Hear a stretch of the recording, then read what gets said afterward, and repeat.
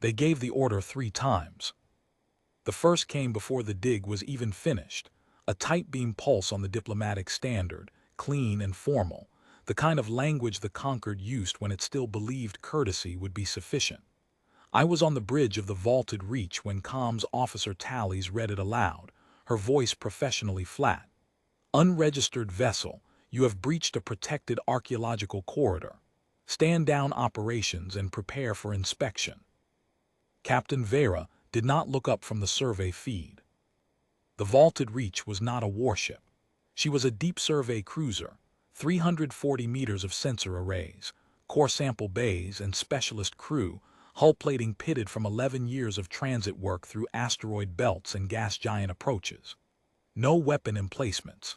Nothing that would concern the 16 Concord interceptors now holding station 40,000 kilometers off our port quarter, drive plumes lit, targeting arrays on full burn. I was the mission's embedded archivist. I had no role on the bridge in a situation like this. I stayed anyway. Down in Bay 7, the dig team had been working for 6 hours. The survey drones had located the anomaly on the third pass, a geometric structure 17 meters below the surface of the dead moon's regolith, carbon dated to roughly 400,000 years before humanity had learned to make fire. Not Concord construction.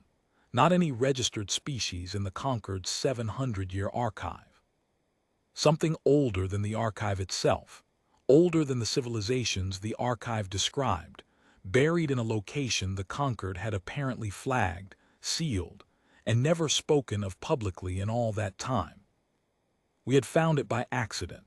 The vaulted reach was 3 days into a standard core sample survey when the mass return on the third drone pass came back wrong. Astara had flagged it as a possible subsurface density anomaly and requested a secondary sweep. She got a structure. She got the dig team suited up within the hour, because that was who she was. The second order came 11 minutes later, less formal this time. The diplomatic standard preamble was shorter, and the pause before the transmission closed had the particular weight of a decision being made by people who did not enjoy making it. Unregistered vessel, cease core operations immediately. Withdrawal compliance window closes in 30 minutes. This is your final advisory. Tallies read it and looked at the captain. Vera finally looked up. Log it, she said. Logged. Send acknowledgement. Sent. She looked back at the feed. Below us, Dr. Ren Astara and her team had reached the structure's outer facing. The drones were transmitting in real time to the vaulted reach's archive banks, and I was watching on the secondary display. Geometric panels, cut from a material the spectrometers returned 4 simultaneous readings on, and could not resolve to a single compound, covered in a notation system that matched nothing in any xenolinguistic database on record. Not Concord, not pre-Concord.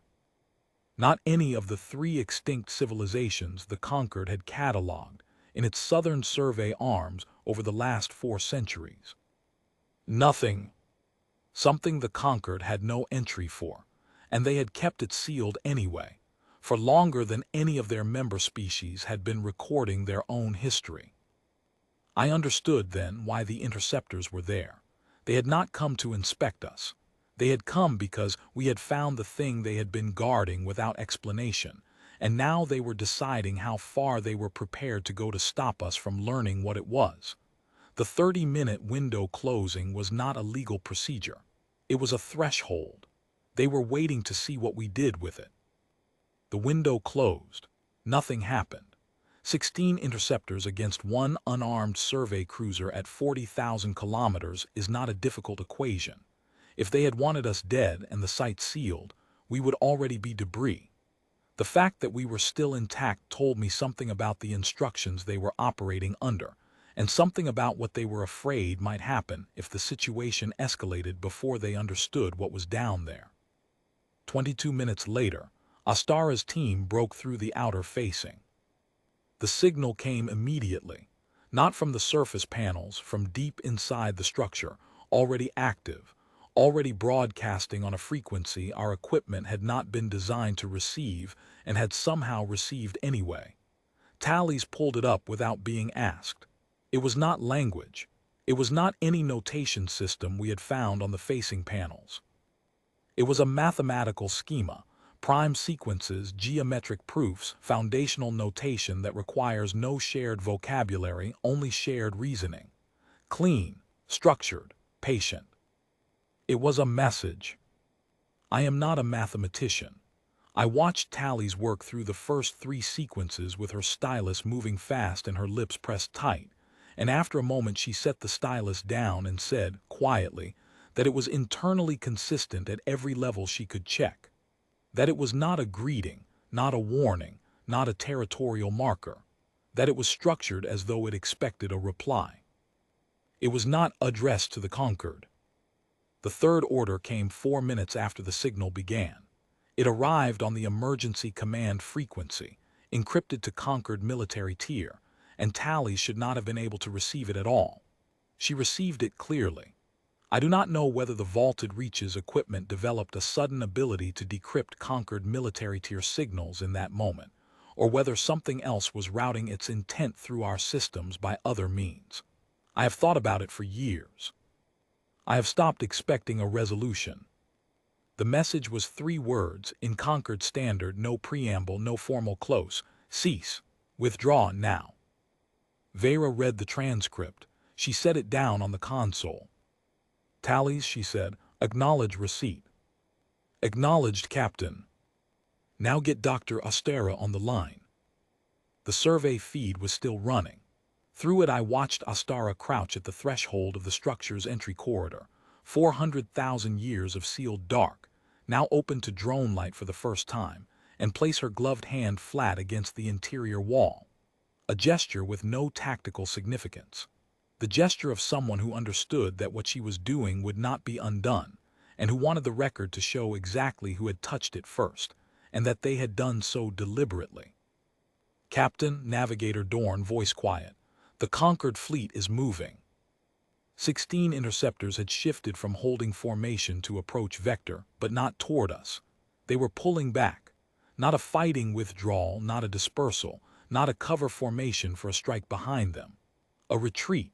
All 16 parallel vectors, standard drive rather than combat burn, as though they had received a heading and chosen, collectively and without protest, to follow it. Nobody spoke on the bridge for a moment. Dorn, Vera said, mark their heading. Marked, full corridor clearance in approximately 8 minutes. The signal continued broadcasting. Tallies ran the mathematical schema through every xenolinguistics package we carried, then through the frequency match archive, then through an open parameter sweep that took 40 minutes and returned no matches, no partial analogs, nothing. It resembled nothing in any database the Concord had shared with us, or that we had constructed ourselves in 60 years of deep survey work. It was not addressed to the Concord.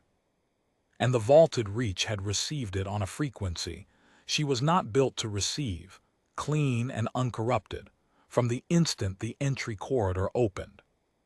I have spent years on that detail. The most straightforward explanation is also the one that sits least easily with me. Whatever built that structure 400,000 years ago had calibrated its first transmission for whoever would be stubborn enough, curious enough, and sufficiently indifferent to sealed corridor advisories to dig it up anyway. Not for the Concord, which had found it and gone quiet for generations. For whoever came after them with a drill. We spent 9 days at the site. No Concord vessel returned. When we filed at Callaway Station, we included full transcripts of all 3 orders, the complete signal schema and the withdrawal tracking data. The Concord's formal response, received 14 months later, described the corridor as reclassified, open survey status, Terran jurisdiction, pending joint review. 14 months. For a body that had held the site sealed since before human civilization had writing, 14 months was nearly instantaneous. Someone in their council had made a decision, and they had moved with what I can only describe as relief. Ostara has been back 4 times. The structure has 23 interior chambers, each one broadcasting a new layer of the schema when its threshold is crossed. The working theory is that it is a test left by something that understood 400,000 years in advance, that the species worth building it for would be the one that opened it anyway, regardless of who told them not to. I was on the bridge when the third order came in. I watched Vera set the transcript down and ask for Ostara on the line. She did not hesitate. She did not calculate what 16 interceptors could do to us at 40,000 kilometers. She had acknowledged receipt of the order, and then she had moved to the next task, because the work was not finished and the work was the point. The Concord had kept that corridor sealed for generations, because they did not know what was down there. That had been sufficient reason for them to leave it alone. We opened it in 6 hours for exactly the same reason.